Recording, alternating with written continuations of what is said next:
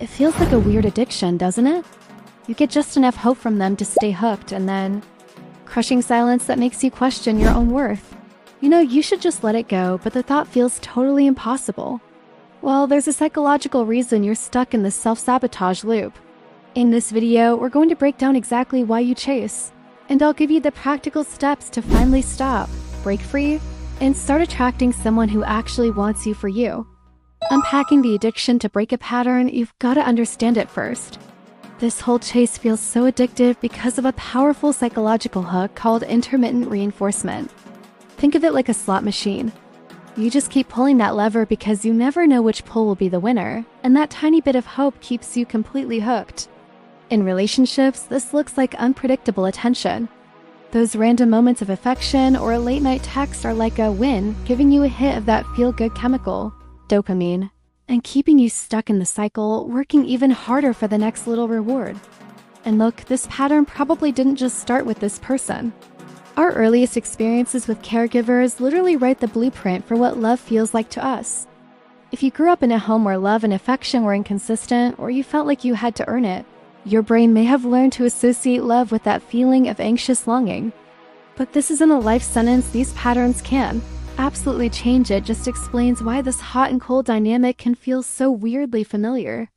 Finally, chasing is almost always tied to self-worth.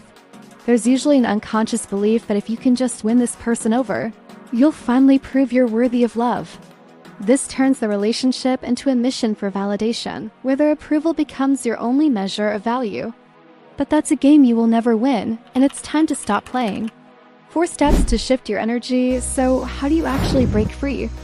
This isn't about learning some new trick to make them want you. It's about a fundamental shift in your own energy. Here are 4 steps to stop chasing and start attracting. Step 1. Get radically honest about the pattern. You can't change a pattern you don't even realize is there. Take an honest look back at your relationship history, and I mean with curiosity, not judgment. We're not here to blame, we're here to get clarity. Do you see a recurring theme of being drawn to people who are unavailable, inconsistent, or just emotionally distant? Recognizing this isn't about beating yourself up. It's about empowering yourself with awareness. You're not broken. You've just been running a program that isn't serving you anymore. Seeing the pattern is the first and most powerful step to rewriting it. Step 2. Flip the focus from them to you. Chasing makes someone else the main character of your story, and that leaves you feeling powerless.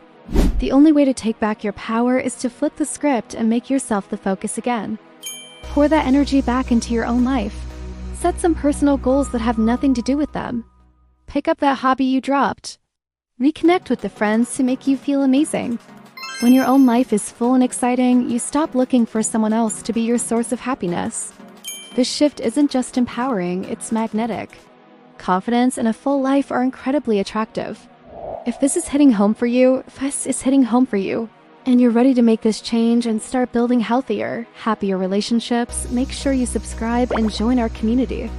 You really don't have to figure this all out alone. Step 3. Require reciprocity. Chasing, by definition, is a one-sided street. To stop, you have to create balance. Reciprocity is a simple rule: match their energy. If you're always the one starting conversations, making all the plans, and carrying the emotional load, it's time to pull back. And let's be clear, this isn't about playing games. It's about respecting your own time and energy enough to stop doing all the work. Let there be space, let there be silence.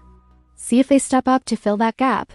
If they don't, you have your answer loud and clear, and you can move on knowing you deserve someone who will meet you halfway.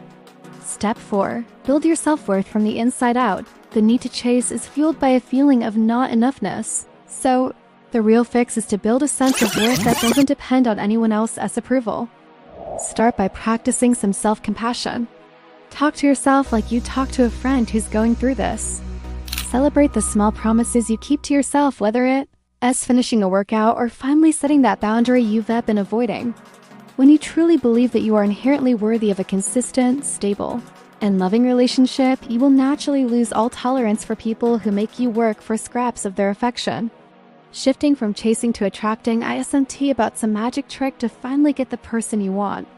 It's about becoming the person you want to be. It's about realizing your energy is your most precious resource, and you get to decide who is worthy of it. The moment you stop pouring all your energy into a locked door, you free it up to build a life that you actually love. And a beautiful life doesn't chase, it attracts.